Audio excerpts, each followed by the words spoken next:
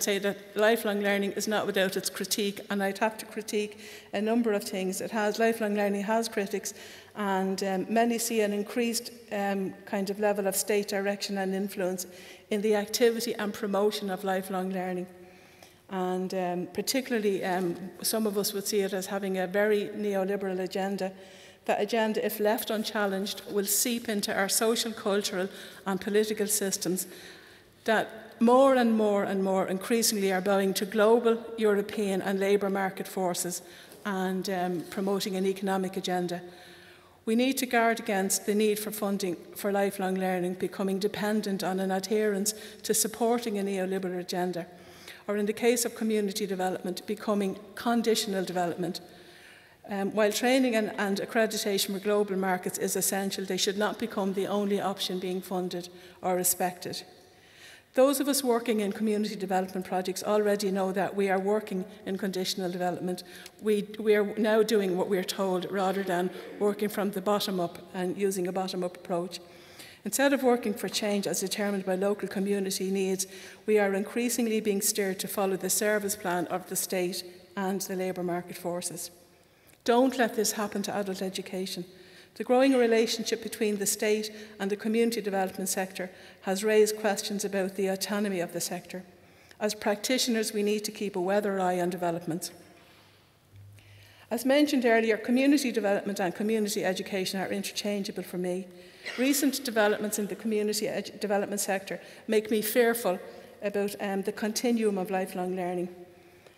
Many community development projects provide vital education services from early childcare to after school to continuing and adult education. They provide the leaders, they provide the mentors, they provide the volunteers that actually keep the whole thing afloat. They've developed practical skills and methodologies and provide accredited courses and training. They provide a continuum of accreditation and training, very fast learning curves for us. Community development, as we know it, I have to say, I'm speaking as a member of the National Forum for Community Development Projects. Our belief is that community development, as we know it, ceased to exist on the 14th of December last, when letters went out to 183 projects, deeming them viable or non-viable. And the non-viable were just gone, ceased under what we'd like to call unequal, hidden and unclear review process. And they're now going through an appeal system, and I sincerely hope that somebody with good sense is in there saying this needs to stop. 2/3 of the groups who were cut are Dublin-based, so it has serious implications for us in Dublin. The remaining 140 projects are being absorbed by the local partnership companies, along with their transfers of undertakings. Partnerships are providing labour intervention and training. They are not a community development project, and they'll follow the labour market agenda, and they'll do it well, but that's what they'll be doing. They won't be doing community development. They won't be actually giving voice to those most distant from the process, those on the margins. And I just feel that I can't not let that point be made. Those community development groups that enabled education to grow organically will now be told to offer a different kind of education and development.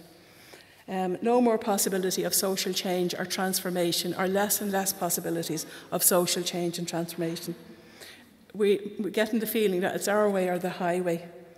We activists are in danger of becoming domesticated by local partnerships, and the experience that we've had is that this was done, as Neill said earlier, without any social or political impact review. Okay. The loss of community development projects and process will have long-term consequences for lifelong learning itself.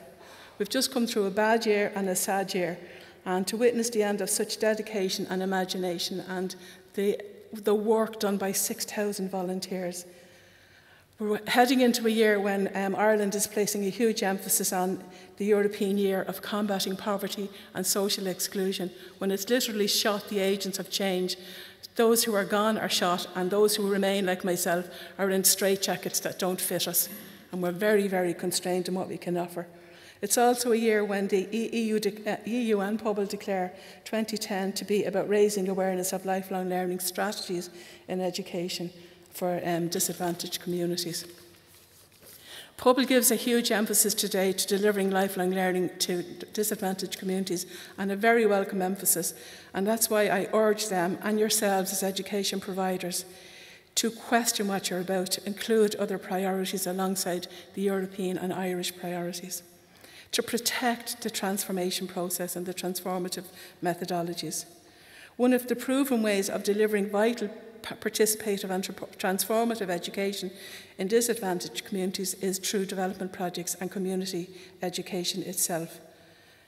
And I just want to say that community development projects were set up by the groups experiencing disadvantage. The educational needs in these communities will not fit neatly into the EU or Irish priorities of lifelong learning without community development and community education projects guiding, advising and accompanying them on that journey. The voices and lived experience of those most distant from the process will be lost. And the lifelong learning agenda and democracy itself will suffer without this dissenting voice. It's been a really positive dissenting voice, and it has brought about huge social change. So, as well as urging Pobal and other service providers to reverse the decision not to close down those projects, I'm asking Pobal to take the straitjackets off the projects that are being subsumed into local partnership companies. We have a year to try and make some alternative models work. We're going forward with that kind of hope and that belief, but we are straitjacketed, and we're being subsumed into larger companies with bigger budgets. I make these points strongly because I believe that it is every adult's right not only to have access to education, but to have a say and work in partnerships with providers and policymakers. Community development and education projects are the best conduits to ensure that this happens. Please protect them and their processes.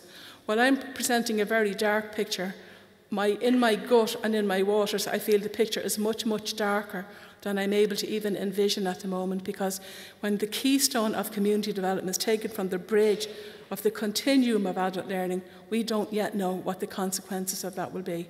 So again, interested in building alliances, interested in developing alternative models, but mostly my work here today is to protect adult and continuing education and the processes for people in those communities. And I live in one of them.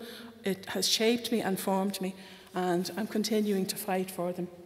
So thanks a million for your time and patience this morning, and for enabling me to carry the message forward. And I look forward to a continuing dialogue in the roundtable discussions and in the future months. Thanks a million.